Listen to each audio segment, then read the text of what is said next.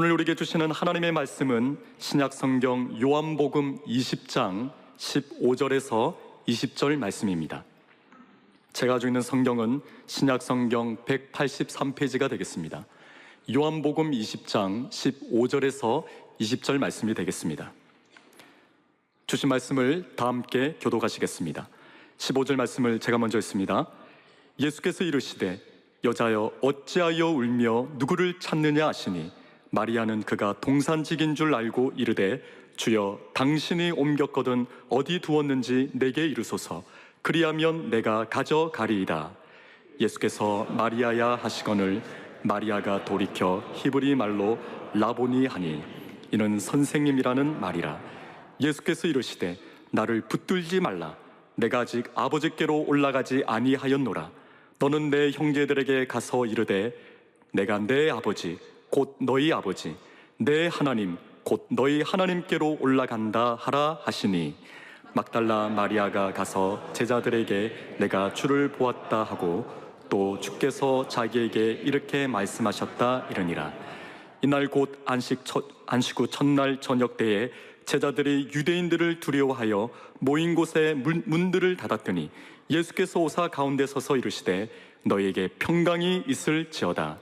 이 말씀을 하시고 손과 옆구리를 보이시니 제자들이 주를 보고 기뻐하더라. 아멘.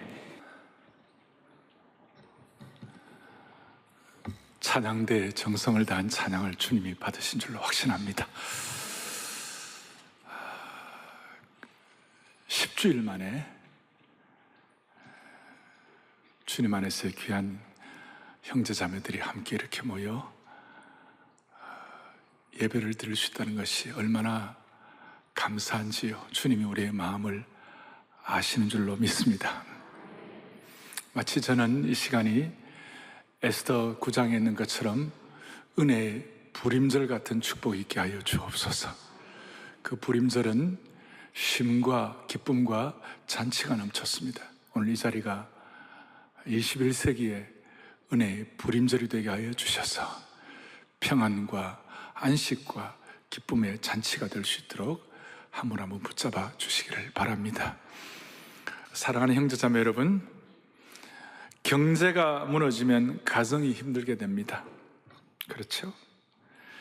교육이 무너지면 다음 세대의 미래가 안 보이게 됩니다. 정치가 무너지면 백성들의 마음이 힘들어지지요. 마찬가지입니다. 우리 그리스도인들에게는 현장 예배가 무너지면 신앙의 근본이 흔들릴 수가 있는 것입니다. 왜냐하면 우리의 신앙이란 것은 공동체 속에서 확인되어야 하는 것이기 때문에 그런 것입니다.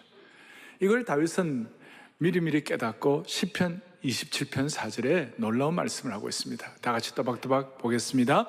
내가 여호와께 바라는 한 가지 일 그것을 구하리니 곧 내가 내 평생에 여호와의 집에 살면서 여호와의 아름다움을 바라보며 그의 성전에서 사모하는 그것이라. 아멘. 다윗의 평생의 소원이 뭐냐? 여호와의 아름다움을 바라보면서 그의 성전에서, 하나님의 성전에서 하나님을 사모하고 사랑하는 것이라 그랬어요. 평생의 소원인 것이에요. 여러분들이요, 오늘 이 자리가, 이 예배당 자리가 하나님의 성전에서 하나님을 사모하는 장소가 되기를 원하는 것이에요. 하나님의 사랑을 더 묵상하고 하나님의 사랑을 더 깊이 깨닫는 그런 장소가 되면 얼마나 좋겠는가. 여러분, 세상에 큰 소리 치고 뭐 대단한 권력 이런 것도 다 지나가는 것이에요. 딱 하나, 하나님의 성전에서 하나님을 사모하며 하나님을 깊이 묵상하고 하나님을 사랑하는 그것이 남는 것이에요. 제가 오래전에 교회를 개척하고 한 30여 년 전에 교회를 처음 건축하고 난 다음에 그 건축하고 난 다음 친교실에다가 제가 뭐라고 붙여놨냐면 예수님 안에서의 하루의 교제가 세상의 첫날보다 더 낫다. 이건 알 사람만이 알도다. 그러니까 무슨 말이냐, 오늘 주일 이 예배 시간에 주시는 주님의 사랑과 능력을 통한 영적 무장이 나머지 일주일을 살아가게 하는 것이에요. 안아주심의 본당에서의 예배 회복, 한국교회 모든 예배당에서의 이 죄 전에서의 하나님을 사모하고 사랑하는 이것이 나머지 내 생애를 살아갈 수 있는 힘을 주시기를 바라는 것이에요.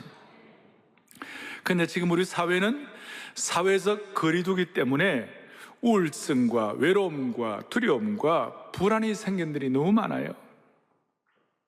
그래서 코로나 이 사태 이후에 나온 새로운 용어 중에 하나가 untact, U-N-T-A-C-T, untact라는 말이 있어요. 이게 뭐예요? 비대면, 비접촉이라는 단어인데 이게 지금 일상화가 되고 있어요.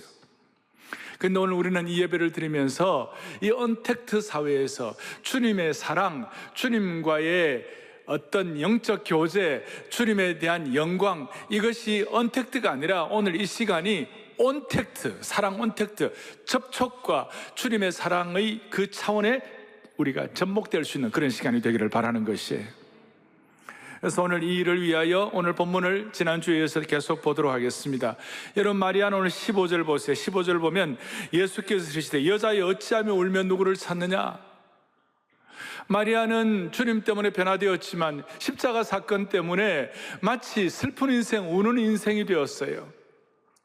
그래서 그 우는 인생으로 끝날 뻔했는데 오늘 다시 한번 십자가 사건 때문에 무슨 일이 벌어졌는가? 오늘 사랑의 순도 높은 사랑의 능력을 통하여 마리아의 생애 새날이 열린 줄로 믿습니다. 마리아뿐만 아니라 마리아를 사랑하고 오늘 이 본문의 말씀을 믿는 모든 신앙의 후예들에게도 동일한 은혜가 있을 것이에요. 그게 뭔가? 오늘 20절을 보겠습니다. 오늘 여러분들 다 설교 노트 다 가지고 계시죠? 우리 온라인으로 들어오는 모든 분들도 순도 높은 사랑의 능력, 우리 설교 노트 다 같이 보면서 정리를 하겠습니다. 요한복음 20장 20절을 또박또박 같이 보겠습니다. 오늘 본문에요. 이 말씀을 하시고 손과 옆구리를 보이시니 제자들이 주를 보고 기뻐하더라. 제자들이 주를 보고 뭐 한다고요? 기뻐하더라.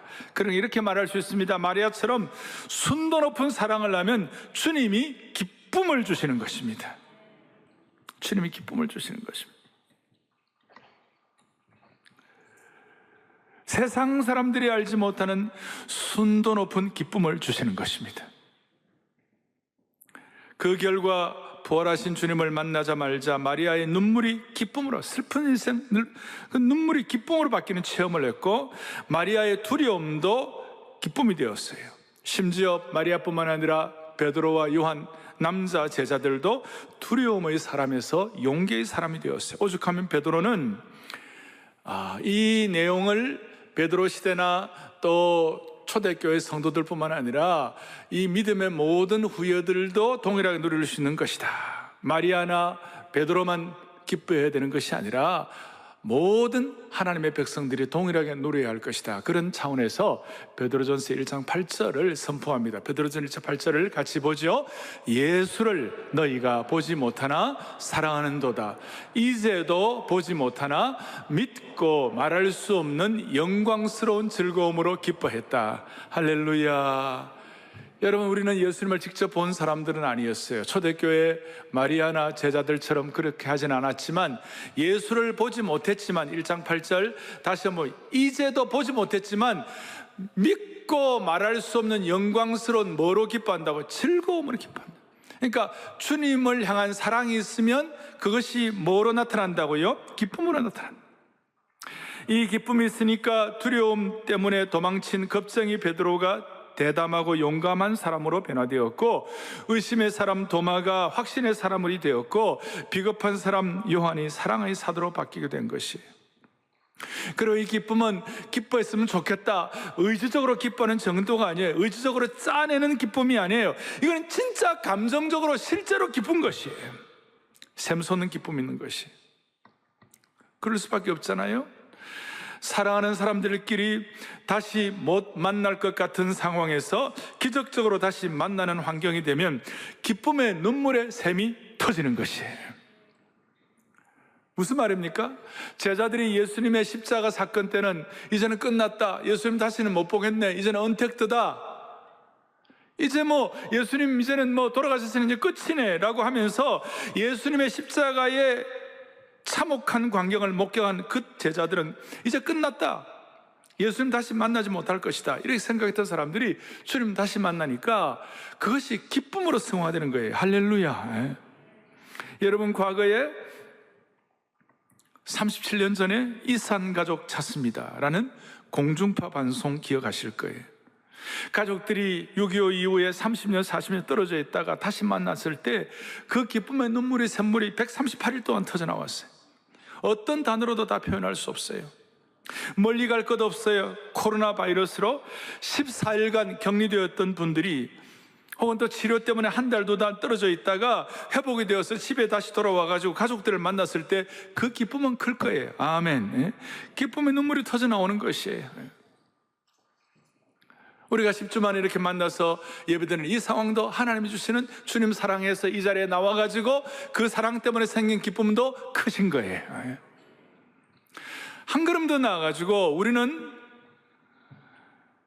2주간이나 몇 달 정도의 격리가 아니라 우리는 본래 죄인으로 태어나가지고 우리가 범한 그 죄 때문에 주님과 강제 격리된 본질상 진노의 자녀였어요. 강제 격리가 되었어요.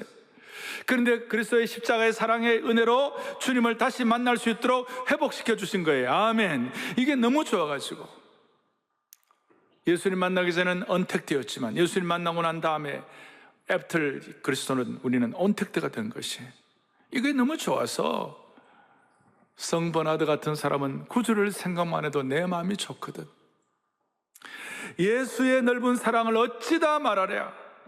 그 사랑받은 사람만 그 사랑 알도다. 그 다음 그 가사 5절 보면 사랑의 구주 예수여, 사랑의 구주 예수여, 내 뭐가 되시고요? 기쁨이 되시고 이제로부터 영원히 영광이 되어 주옵소서. 주님을 사랑하면 그 사랑과 기쁨은 자연스럽게 서로 병행하는 것이에요. 주님을 향한 사랑과 주님이 주시는 기쁨은 비례하는 줄로 확신합니다. 사랑이 없으면 기쁨도 없습니다. 사랑이 부족하면 기쁨도 부족한 것입니다. 하지만 이것이 불편한 사람도 있고 우리처럼 기쁜 사람도 있어요. 빌라도 같은 사람은 주님이 부활하셨다 그런 거 얘기해도 기쁘지가 않았어요. 유대의 종교 지도자들, 바리새인들 주님 부활하셨다 전혀 기쁘지 않고 스트레스 받았어요. 오히려 열받았어요. 그런데 그 이유가 뭐예요? 그 사람들은 주님 사랑하지 않으니까, 주님의 사랑이 뭔지도 모르니까 기쁨이 없는 것이에요. 하지만 7 귀신 들렸던 막달라 마리아, 초라한 여인 막달라 마리아, 대부분 갈릴리의 촌사람 출신들, 그 출신 별 볼 일 없는 그 제자들 정말 기쁨이 충만했어요. 왜? 주님을 사랑하니까. 사랑하는 성도 여러분, 주님을 사랑합니까? 기쁠 것입니다. 사랑하지 않는다면 기쁨도 없을 것입니다. 여러분, 주님을 사랑하는 사랑의 크기가 큽니까? 기쁨도 클 것입니다. 그 사랑이 작으면 기쁨도 작을 것입니다. 그러니까 사랑의 크기가 기쁨의 크기를 결정하는 것입니다. 한번 우리 따라 하십시다. 사랑의 크기가 기쁨의 크기를 결정할 것이다.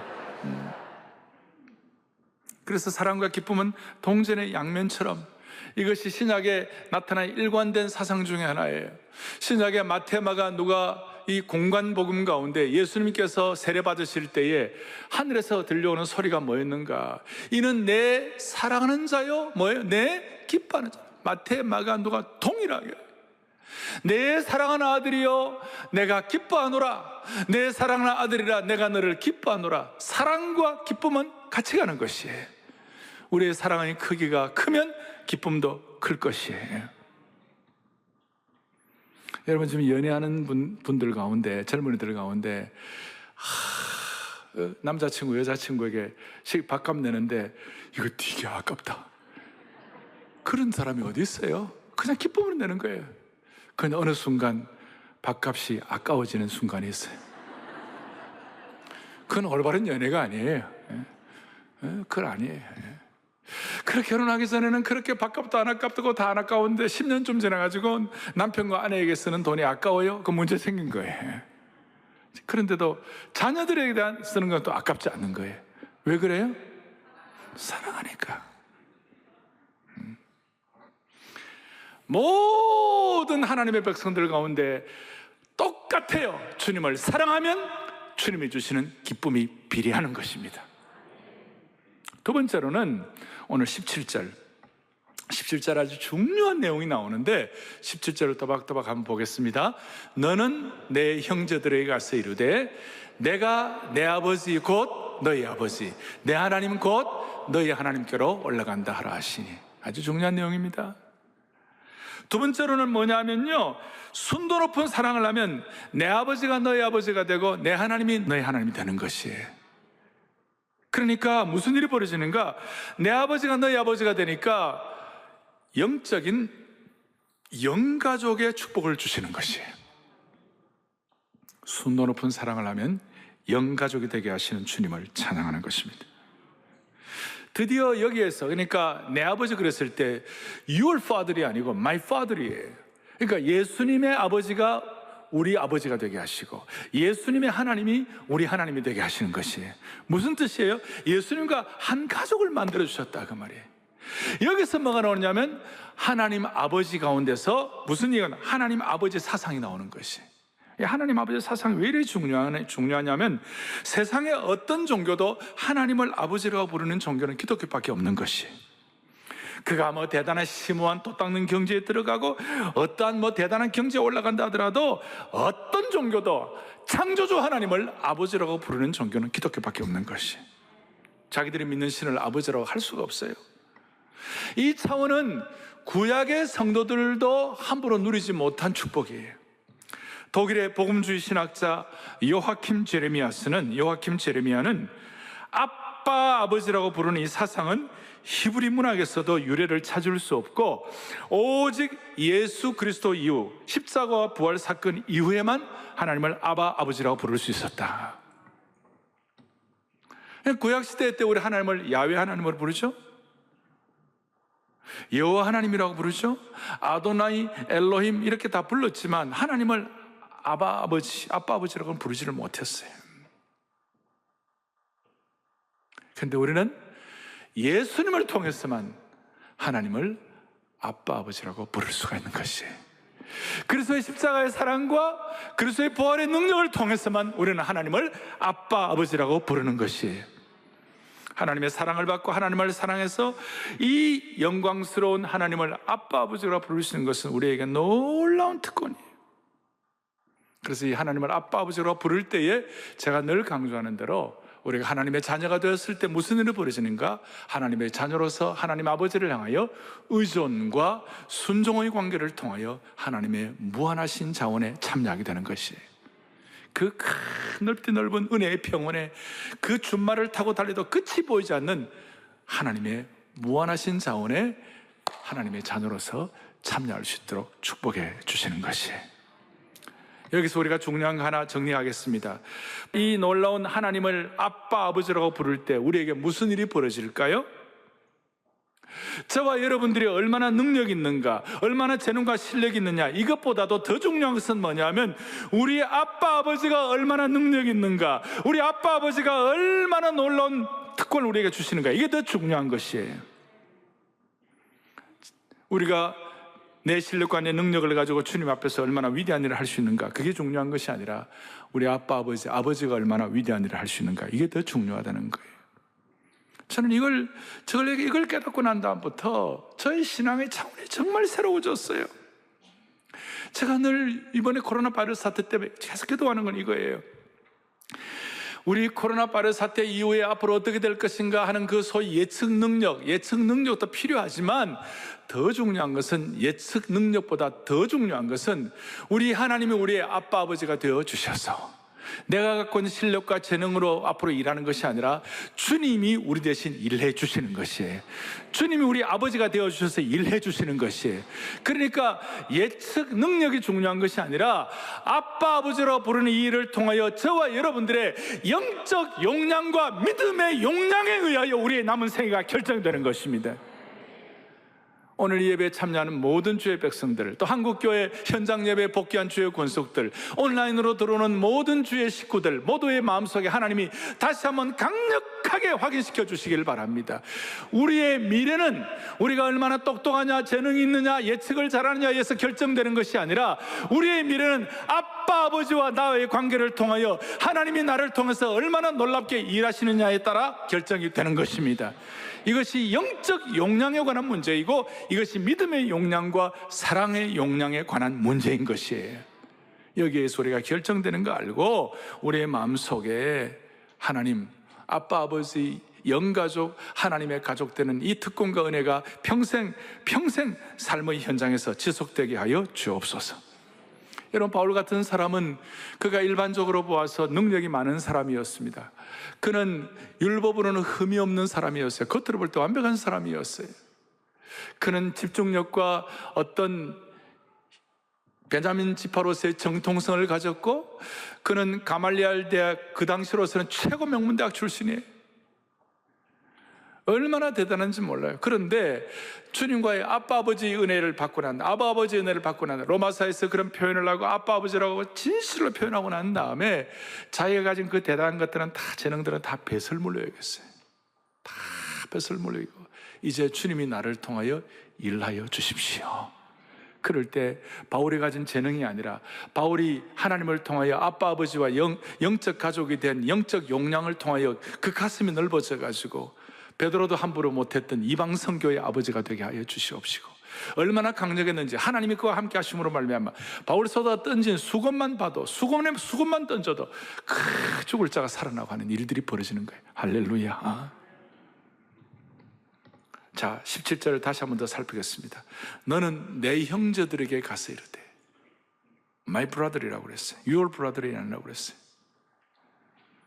예수님과 형제가 되는 관계가 형성되었어요. 그래서 여러분, 요한복음에 보면 부활 전에는 예수님이 제자들을 표현할 때 내 양이라고 자주 했어요. 그런데 부활하신 이후에 요한복음에서만 무슨 일이 벌어지는가? 제자들을 호칭할 때 내 형제들이다, My brother. 양 정도가 아니라 형제들로 리셋, 재조정을 해 주셨어요. 육신의 피를 나눈 정도가 아니라 그리스도의 보혈의 피를 나눈 모든 사람들은 주님 안에서의 형제, 영가족, brother and sister가 되는 것이에요. 예수님 이 형제 은혜에 있기 전까지는 제자들이 되었어도 그냥 서로 시기하고 질투하고 남 잘 되는 거 못 보고 그랬어요. 마태복음 20장에 보니까 야고보와 요한의 어머니가 와가지고 예수님께 인사청탁을 했어요. 하나님의 왕국이 도래할 때에 우리 아이들을, 우리 형제 두 아들을 좌정성 우정성 시켜달라고. 그 말 듣고 나머지 10제자가 맞습니다, 야고보와 요한은 너무나 재능이 많기 때문에 그래 해야 합니다, 할렐루야, 축복합니다. 그런 사람이 한 명도 없었어요.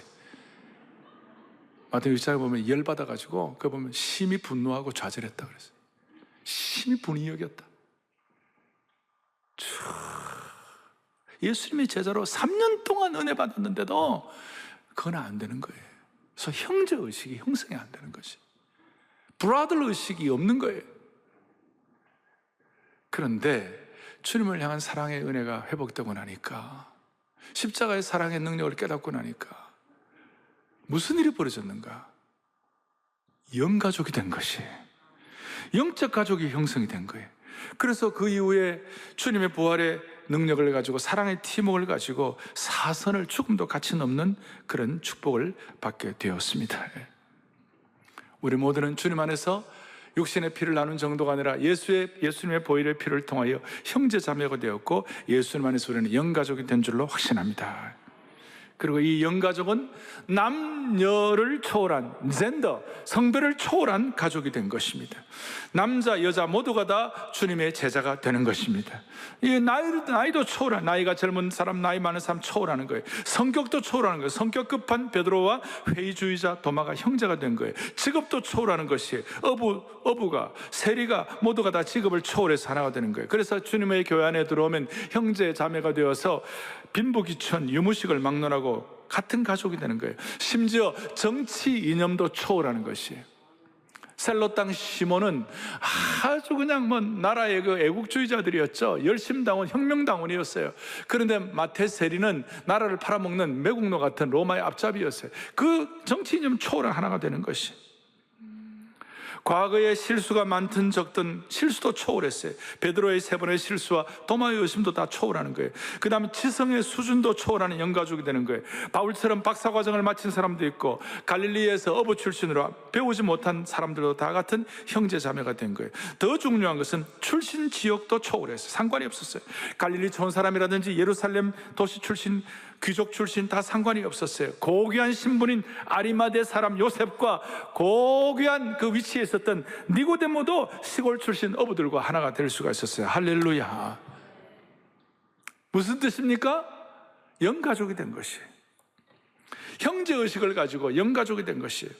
베드로는 이 은혜를 받아가지고 그 이후에 베드로서를 쓴다든지 사도행전에 설교할 때 자주 베드로의 독특한 언어 습관이 뭐냐, 이 이후부터 무슨 일이 벌어요? 형제들아, my brother, to my beloved brother, 주님의 사랑을 받는 형제들아.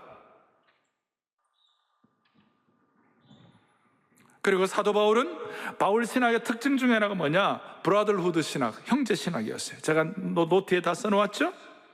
그래서 사도 바울은 부활 이후에 이 하나님 안에서 영가족이 되고 난 다음에 형제들아, 로마서 12장 1절, 형제들아 내가 하나님의 모든 자비하심으로 너를 권하노니, 아주 형제들아. 고린도전서 12장 1절에도 똑같은 12장 1절인데 형제들아.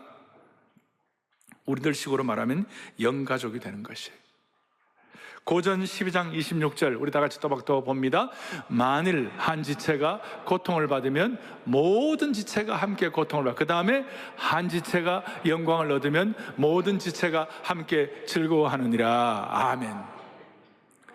모든 지체가 함께 투게더가 되는 거예요. all together. 따라서 오늘 주일 예배에, 이 예배에 들어오신 여러분들, 오늘 이 예배 들어오셔가지고 하나님이 주시는 독특한 은혜와 감사와 기쁨과 영권이 있는 줄로 믿습니다.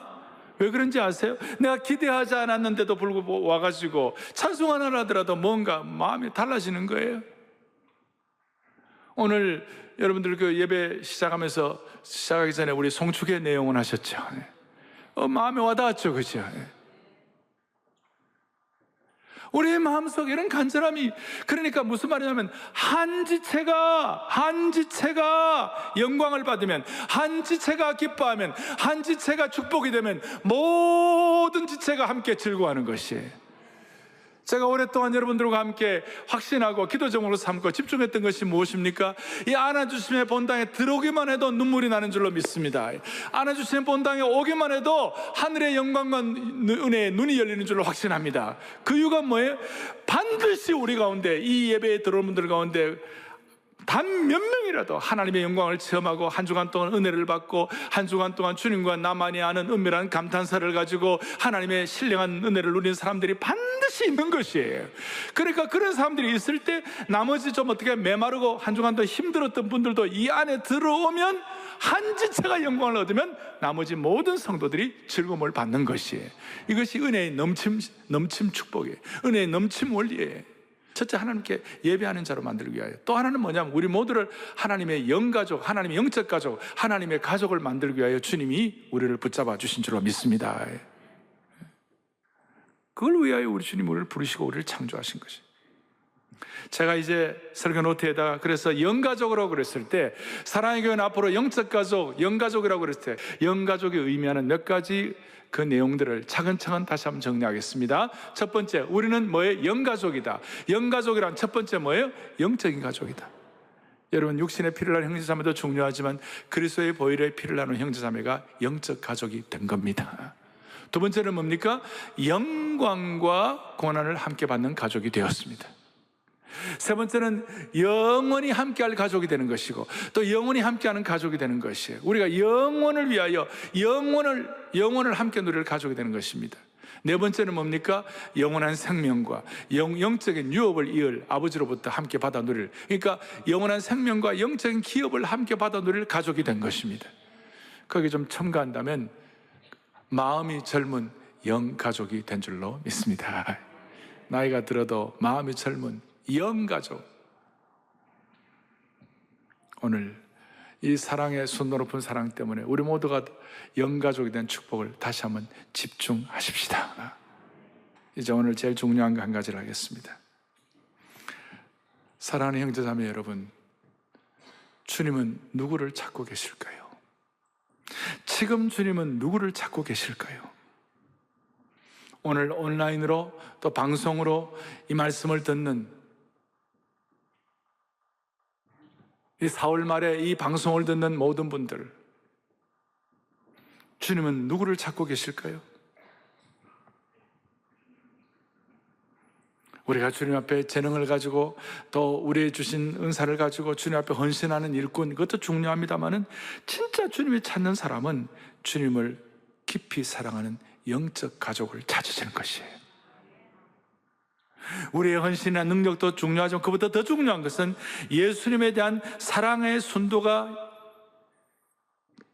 집중된 사람을 주님은 찾으시는 것이에요. 나중에 예수님께서 사명을 주시고 예수님께서 한 생애를 쓰려고 했을 때, 베드로를 쓰려고 했을 때, 그리스도의 제자들을 쓰려고 했을 때 제일 먼저 점검한 것이 뭐냐? 너가 나를 사랑하느냐? 요한복음 21장 15절에 17절에 오면 누가 나를 사랑하느냐? 3번이나 질문했던 것은 다른 것이 아니죠. 주님을 향한 순도 높은 사랑을 다시 점검하는 것이에요.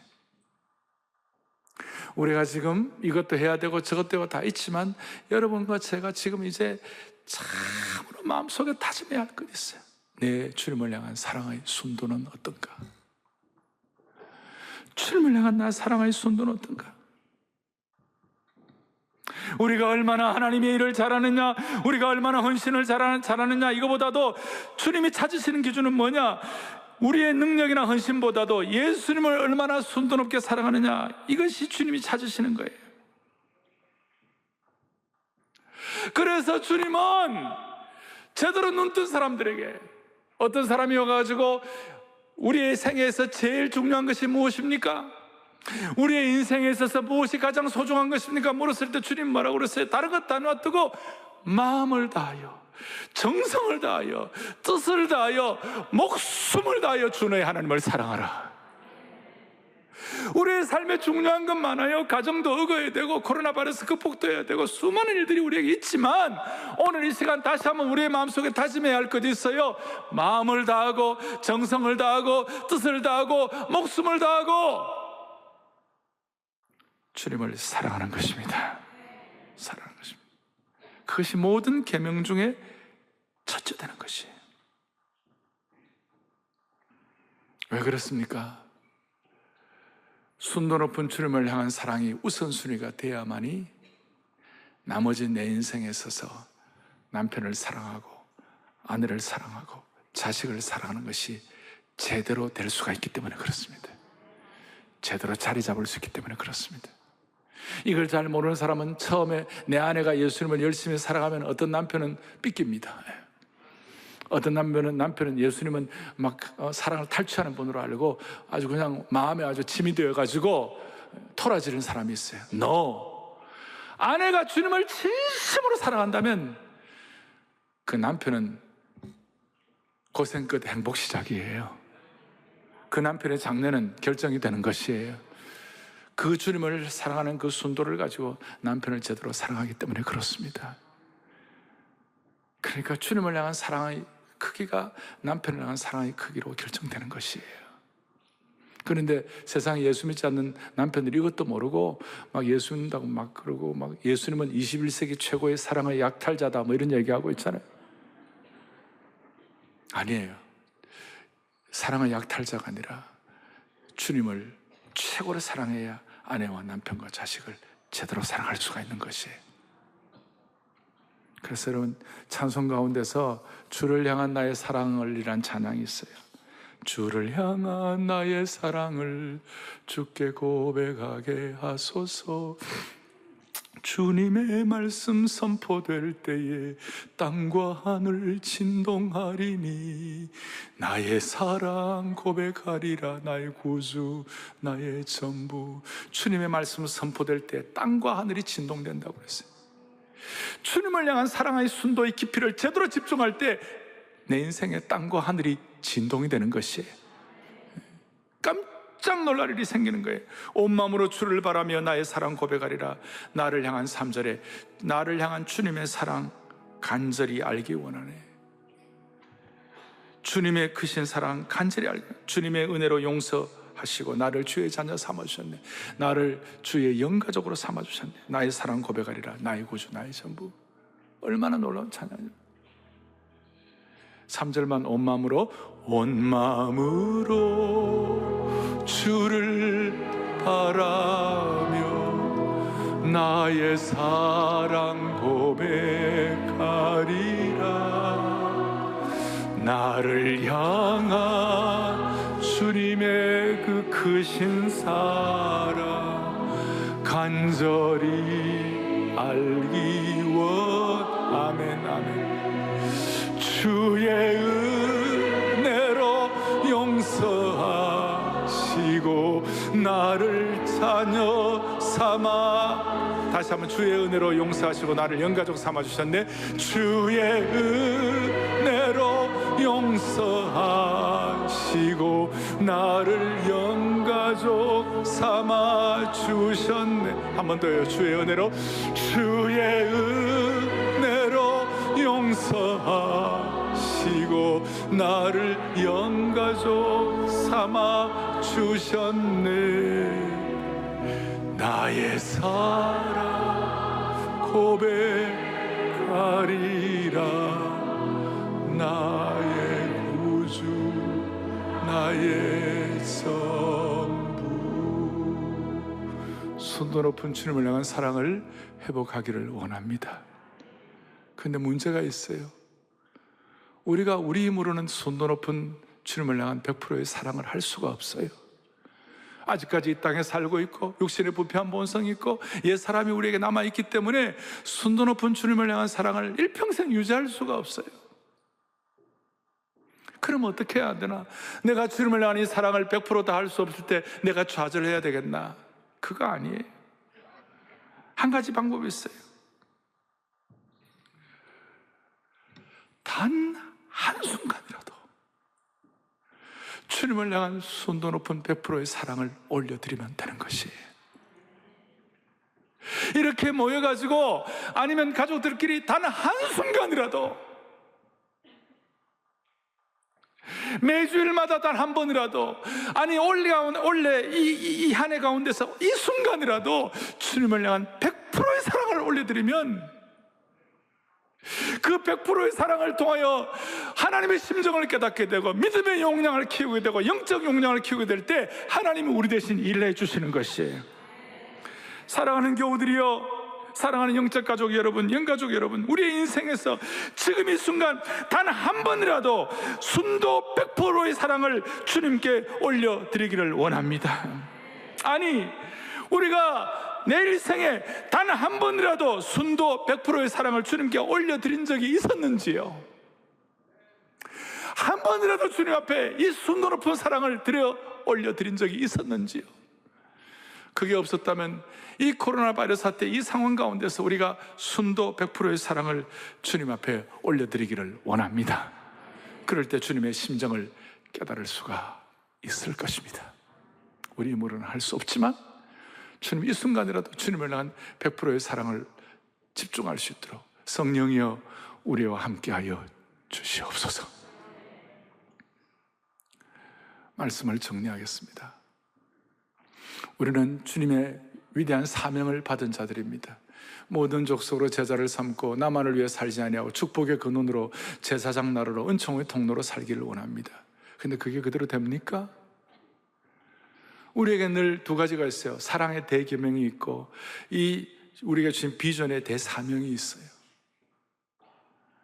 이 두 가지는 선순환의 관계고 이 두 가지는 같이 가는 것입니다만 그래도 꼭 순서를 따진다면 대사명보다도 대계명이 먼저예요. 왜냐하면 대계명은 진리의 내용이 있어요. 진리의 내용이 뭐냐? 순도 높은 100%의 사랑을 주님께로부터 받고 주님을 사랑하는 것입니다. 이것이 있어야 대사명을 실천하는, 대사명은 진리를 선포하는 것입니다. 이 가능한 것입니다. 자동차로 말하면 사랑의 대계명은 자동차 엔진과 같습니다. 엔진. 그리고 대사명은 자동차의 바퀴와 같습니다. 바퀴만 있다고 자동차가 굴러가는 것이 아니에요. 엔진이 걸려야 바퀴가 굴러갈 수가 있습니다. 사랑의 계명의 엔진을 늘 강력하게 시동시켜 사명의 바퀴가 굴러갈 수 있는 평생이 되기를 원합니다. 이 사랑의 엔진의 용량이 커지기를 바랍니다. 평소에는 잘 몰라요. 평소에는 다 잘 되는 것 같아요. 평지에서는 이 자동차 굴러가는 거 별로 어렵지 않아요. 그러나 험산 줄령을 만났을 때, 우리 앞에 코로나 바이러스의 산이 딱 버티고 있을 때 우리가 이 산을 넘어가야 합니다. 그러려면 우리 엔진의 용량이 커져야만 되는 것입니다.